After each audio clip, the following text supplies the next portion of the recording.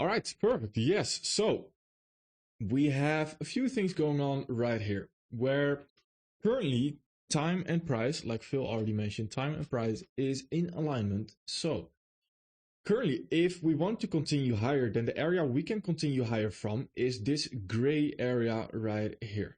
This fair value gap, but more importantly to me is this fair value area right there. And why this fair value area? Because that fair value area overall indicates to me that that is the area where we already offered fair value. So very simply said, that's a breaker block, mitigation block, or an order block, essentially.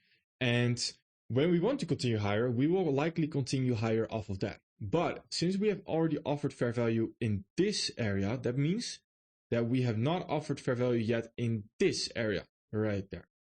So this is the area where price can actually retrace towards the fair value gap, towards the fair value area in the form of currently just the breaker block right there. And we can continue higher off of there. Now, today we also have news supporting the ID. So ideally, I would already want to see a rejection happen today off of that gray area. And the next thing is, I would not want to see a big retracement from the, a big retracement right there, and having a big retracement inside the overall gray box, this fair value area right there. So currently what we are doing actually is we are having a big retracement, which I personally do not like right there. Since we already have price and time in alignment, it doesn't make a lot of sense to have such a deep retracement like we are currently seeing. So that worries me a little bit. And how can we actually see this? Because of course, we know that currently is not rejecting, just not as of yet. It might reject late during the day, but not yet.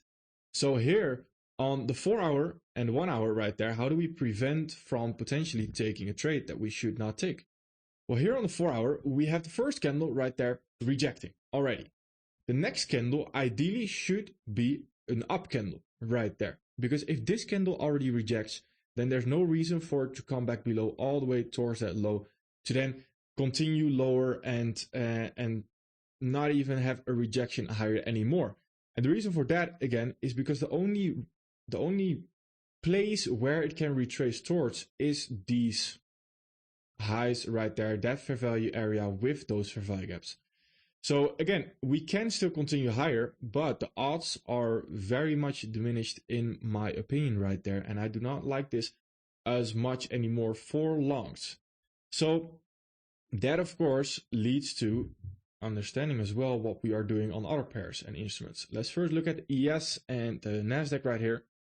Here it's quite important to understand the daily fair value gap. We are running into that daily fair value gap right there. And again, how can we view this? Well, we simply wait. We do not necessarily want to go for long positions when we are inside the daily fair value gap. We want to wait for the rejection that we might have. So currently, we run into, again, the first resistance area right there, where we have the daily fair value gap and the 4 hour fair value gap. Perfect. So here, once we get fair value gaps going higher right there, that is exactly when we can look to get involved, or even lower, of course. But we can get fair value gaps higher. That could be very nice to follow through higher as well.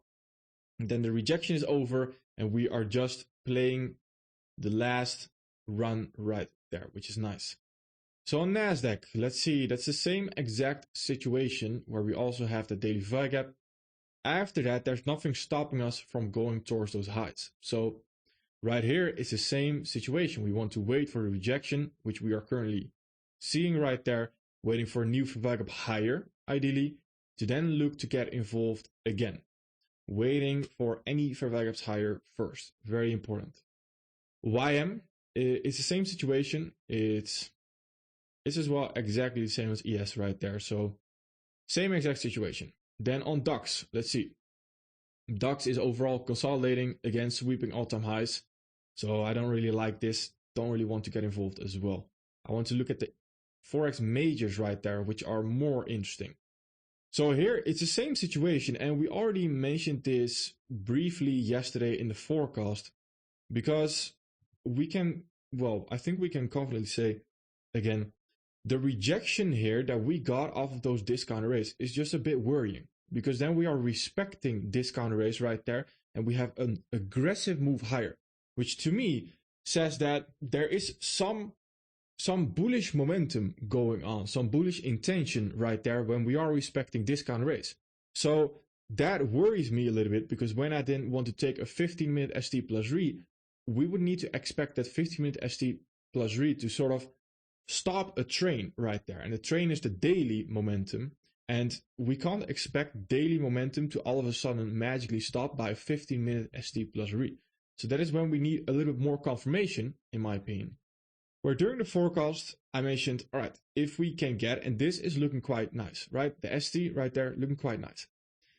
Just a sharp turn on a time frame where you demand an ST plus RE is simply not enough. And in a lot of cases, of course, that's the probabilities. And the reason for that is because when you have the time frames aligned where you need the ST plus RE, so not the ST, so if I was looking at the 1 hour, it's still a little bit different.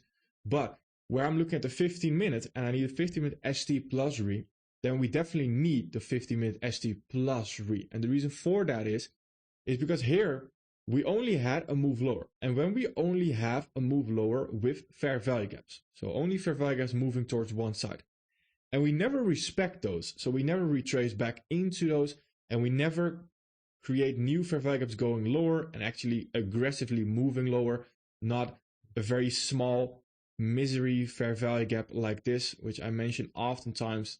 That is not a great read that you want to look at. That is not a great trade. But if we get then a new leg lower right there, just a confident leg lower right there, that is exactly when we do, when we can confidently say we respect premium rates. But here, we never respected a premium rate. So to our understanding right here, we have been going higher, and discount arrays have been holding right there. Otherwise, we have not been moving higher right there. So discount arrays have been holding.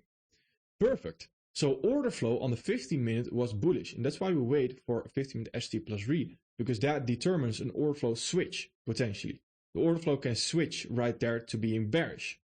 And when order flow switches, we need, again, respect of a premium array right there, which we never got. So order flow was always bullish, even though this visually seen seems like very, very, very enticing to get involved already.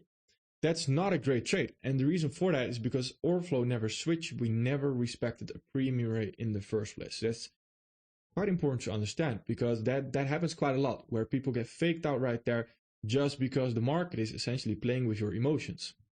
Now, right here, it is very interesting to see what we will do. And again, I don't like this personally for shorts. Unless we now all of a sudden magically get 4 hour value gaps lower again going into tomorrow, then I will say, all right, full margin shorts. No, not full margin, but you understand my exaggeration right there, that I would want to look at shorts confidently if we get 4 hour value gaps lower again. And it's the same for the dollar if we get 4 hour value gaps higher again. But this is exactly why in the previous forecasts, and if you have not seen them yet, I would highly advise to do so, because if you do not understand the situation, I try to explain it fully in the forecast, because it's a very important situation. Because here, if you get caught in this situation, lost audio, 1 second. All right, we're back. So if you haven't seen the previous forecast, that's what I was mentioning for if you didn't hear it just yet. If you haven't watched the previous forecast just yet, I would highly advise to do so, because that's where we go in detail on this. And the detail here is, again, the dollar is rejecting off that weekly order block right there. Yes, but that weekly order block is not initially something I want to trade off of. As in, it's not necessarily something I want to go into the 1 hour to go look at the 1 hour ST plus RE, because it's not part of our current order flow. I only look at PD arrays that I want to trade off of that are in current order flow. So right here, current order flow is actually still bullish right there on the daily. But of course, we're in a monthly value gap. We are coming into a weekly order block right there. There's a lot going against us. So here, if we want to continue higher, then the only place we can retrace is this area right there. Everything below is suspicious. So when we do not have rejection, and when I woke up this morning and I saw we didn't reject just yet, whilst I was expecting a London rejection right there because we were already priming up to get into that fair value area to continue higher off of that. We were close to it in London, so London can do it that because London has that volatility to do so, because we also already had news for this day. So then right here, this is extremely suspicious to me that we might want to continue lower instead right there. And that minimizes the amount of losses you might potentially take before you get the right move continuing higher right there. Because I would require here just more confirmation higher. And where someone else, and we can compare this, right? One person A, is waiting for extra confirmation higher right there because it's quite suspicious what price action is doing. Person B is trying to get involved anyways on the 15-minute right here on every 15-minute ST plus read that we might potentially have right there continuing higher.